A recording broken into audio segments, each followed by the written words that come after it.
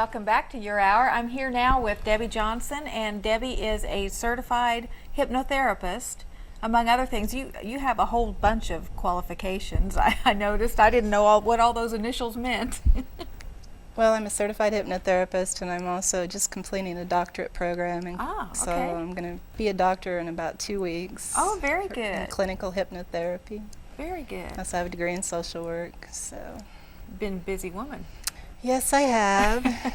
Well, today you were going to help people who, well, like you said before, a lot of people make New Year's resolutions, and here we are already 2 weeks into the new year, and very likely they've already given up on those New Year's resolutions.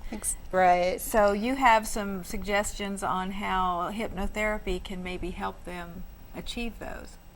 Right. With the problem with New Year's resolutions, you're using your willpower or the conscious part of your mind, and willpower is just a temporary thing. It doesn't last, and it's kind of like adrenaline. You get that burst of physical energy, and it helps you in a physical situation, like if a car cuts in front of you, yeah. And that's kind of how willpower works. It gives you a burst of mental energy, but it fades away. And so after 2 or 3 weeks, most people have already tossed out their New Year's resolutions. And your mind has two distinct parts, the conscious mind and the subconscious mind. And unfortunately, you're using your conscious mind to try to change habits that are stored in your subconscious mind. And your conscious mind is the rational part of your mind, and the analytical part of your mind. It contains your willpower, your short-term memory. And it's also critical, and it doesn't let new programming into your subconscious mind very easily. Before the Is that why people resist change? Right. Okay. Your subconscious is like a really sophisticated computer, and whatever software you download in there, that's the program it's going to run. And so, an example, just an easy example, like maybe when you were a kid, your parents were telling you, don't talk to strangers, don't talk to strangers. And before the age of 7, your critical part of your mind isn't fully developed, so whatever goes in there, that's the program that stays. And so maybe 20 years later, you go to a party, and you're nervous, you don't want to go talk and meet new people. Because they're all strangers. Right. And so what hypnosis does is it just kind of relaxes the critical part of your mind so that you can plant in new suggestions, and it's much more powerful than if I were just to say to you, like, most people at the New Year, I'm going to start going to the gym regularly, and I'm going to drop some weight, and I'm going to quit smoking or whatever. But what they've been telling themselves, your self-talk is programming your subconscious mind, the computer. Like if you're always saying, oh, I can't even look at a donut without gaining weight, or, oh, that last diet I starved and I still gained it all back, or it's so hard to quit smoking, and so then you try to quit smoking, but your belief is, oh, this is going to be miserable, and so it just doesn't work. And so if you can get the two parts of your mind on the same page, then you can literally do just about anything. So it's just real effective, and a good hypnotherapist will also explain about your mind and teach you ways that you can do it yourself. So it's, it's self-empowering. Yes. You're just using the power of your own mind. Right, and you can reinforce it as you need to when you feel like, wait a minute, I'm slipping here. I'm not quite. We're still battling each other. You can use what you've learned to reinforce all those positive thoughts. Right, and it's amazing to me how quick and easy it is. And I recently had a client that had tried everything, and most people try everything before they come and see a hypnotist because, the stage hypnosis that give people the impression they're going to be quacking like ducks and making a fool of themselves. And so we kind of have people view it like voodoo. They're a little bit afraid of it or a little bit mistrustful of it.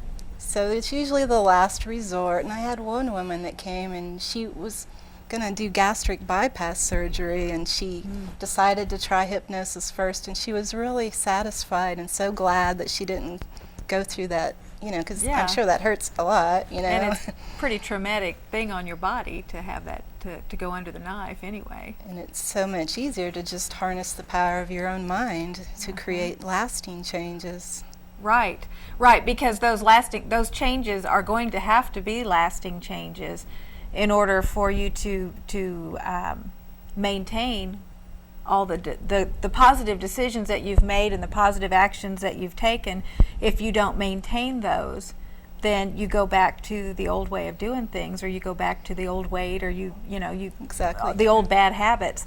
So you really need to harness the power in your mind, because otherwise it's not a permanent change. Right, and it's just so simple. You're just going in, you're giving your mind some new suggestions and changing the software and putting in a new program that, yay, I'm going to love going to the gym, or I'm going to be so confident the next time I give a speech, or whatever. Uh-huh. And then your subconscious mind is kind of like a genie. It'll help you do whatever you need to do if you can just get it on the same part, the same page Uh-huh. as your conscious mind.